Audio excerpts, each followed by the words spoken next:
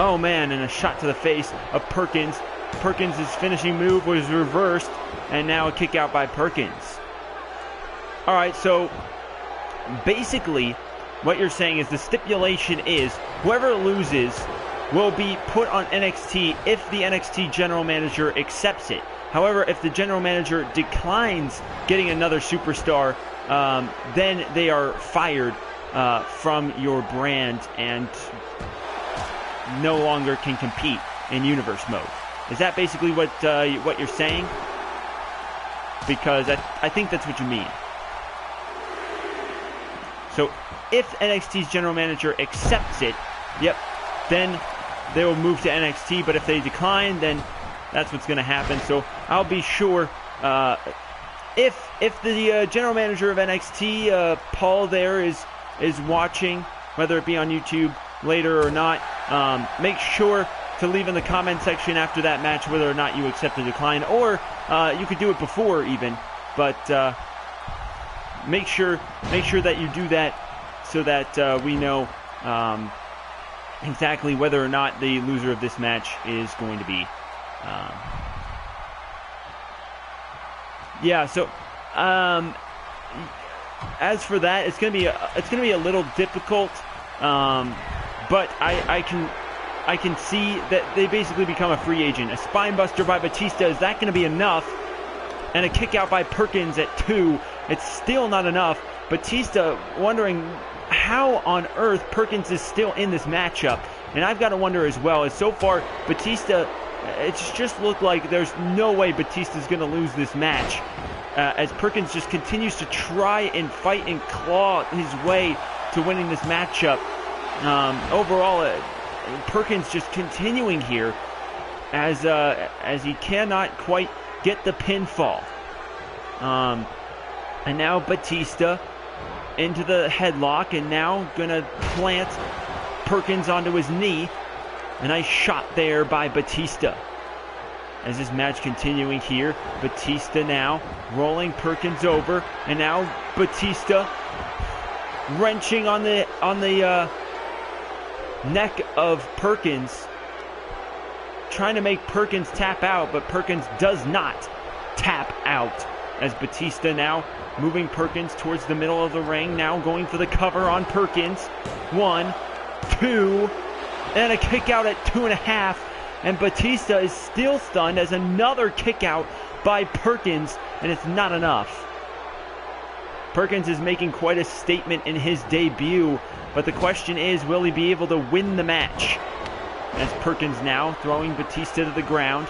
Batista reversing that one, raking the eyes of Perkins. And now Batista planted as Perkins getting control once again. And now here comes Perkins.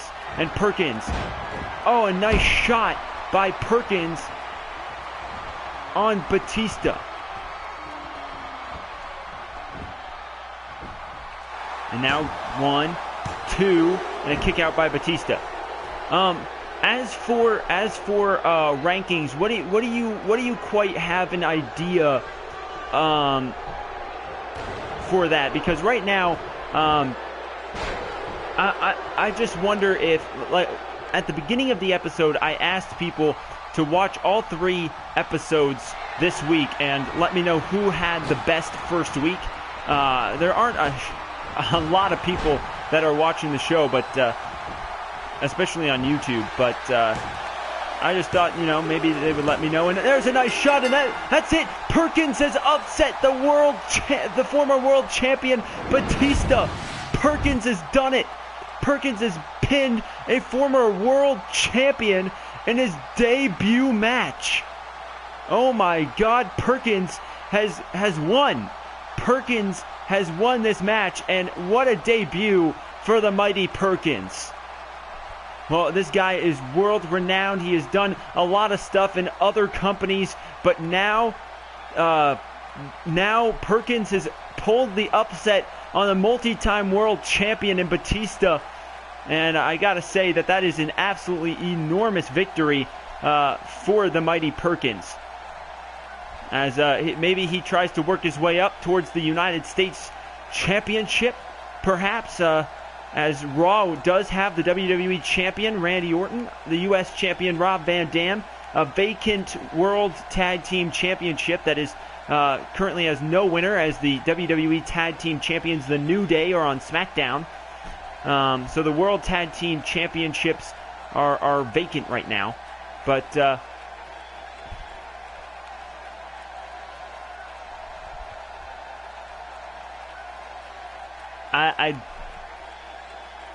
I don't, well, oh, I mean, in terms of those rankings, that's up to you, though. I mean, if you see big, like, people who win a lot of matches deserve higher, more credit, and will have opportunities at championships more often, basically. So that's completely up to you. If you want to do a ranking system on your thing, then you have to do the ranking system on your thing, because it's completely up to you on who gets the number one contendership matches. But next up, we got this tag team, the former NXT Tag Team Champions.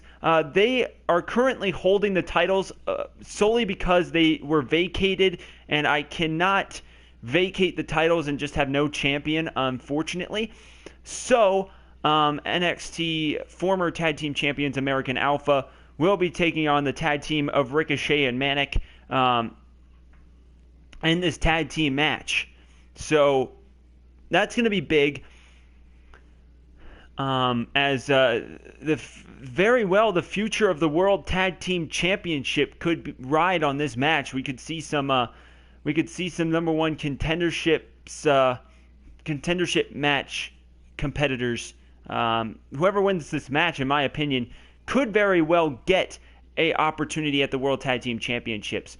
But that's not my decision, of course. But this is gonna be a big match here tonight, as American Alpha taking on this tag team.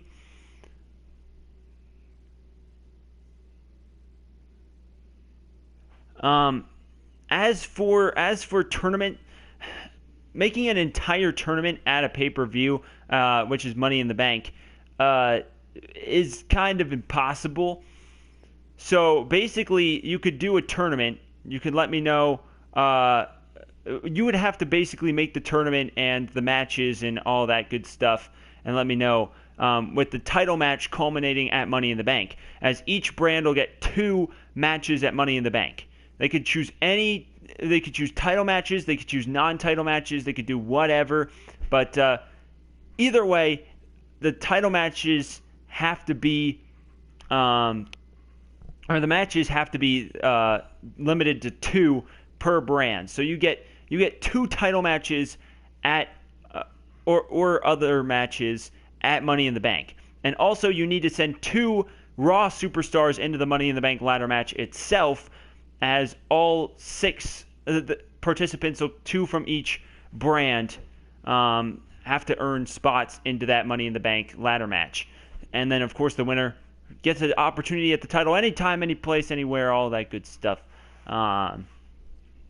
As it's gonna be very interesting to see exactly what goes on as we continue in this brand new era of WWE.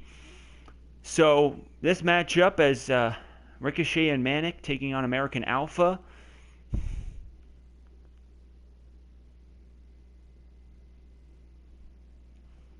Oh yeah, of course. Whatever you want to do. Right now, because the World Tag Team title is vacated, there's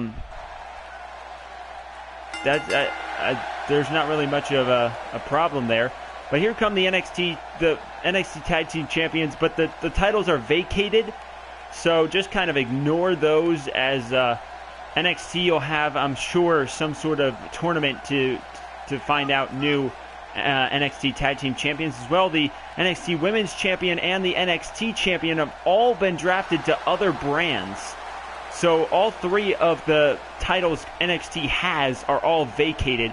However, the WWE Women's Championship, again, currently on NXT, but they have to compete because it's a roaming championship on every other brand gets a shot at the Women's Championship. So that's going to be very important also to note. But the NXT general manager can choose when these matches take place. So, on his way down to the ring is Ricochet.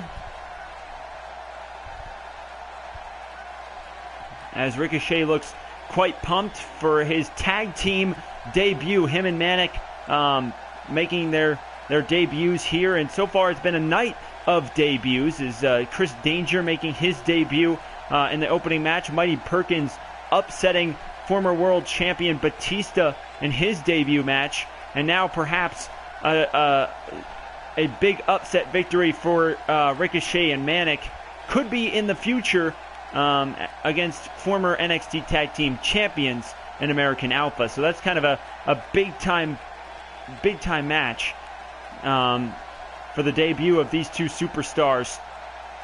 As this is going to be huge. This is going to be a big time match. As I got to say that both of these teams are very well renowned, especially Manic and Ricochet. All over the world, these two have competed, and it's going to be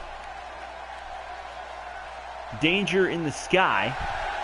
All right, Danger in the Sky it is. As here comes Manic, who apparently is also known as Superfly, at least from what I can read.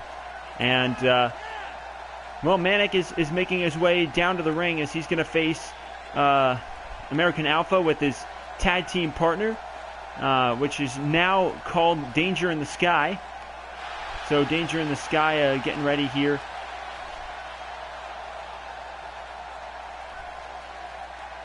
Looks like Manic just has the generic entrance. Not much that we could do about that. So Superfly Manic and Ricochet taking on the former NXT Tag Team Champions in American Alpha. Chad Gable, Jason Jordan preparing for this big time match. As there's the bell and this match is underway, as Chad Gable already with control of this matchup. So this matchup kicks off with Chad Gable in control. And, of course, Batista was in control for about 90% of the match against Perkins, but Perkins ended up winning that match. So, got to say that it's really anyone's ball game. But there comes Ricochet, as Ricochet back with some momentum here.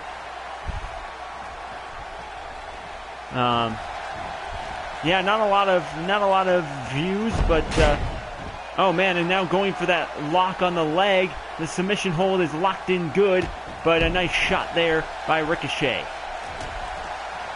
Well, honestly, I mean, as awesome as people appearing would be, if you have anybody that you know, you can always link them to either this Twitch stream, or you can link them to the YouTube videos to watch all of these matches after it airs. Either way, you can get people to watch this broadcast that way. I mean, either way, like if you get views on YouTube, it's still a good thing in my opinion. It's just watching it a little late. It's like watching a recorded episode of Monday Night Raw, basically. As there's a nice shot there, as Manic now going after Chad Gable.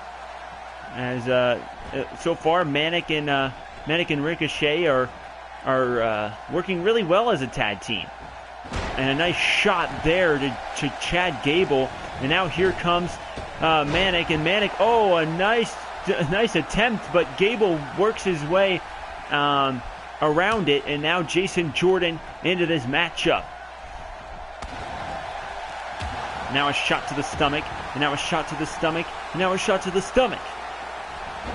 Oh man, and a Hurricane Rana by Manic. And now a shot with the elbow by Jason Jordan. And now here comes Manic, and a nice DDT by Manic. And now rolling Gable or Jordan on his stomach is Manic, and Manic trying to hit Jordan with that slap.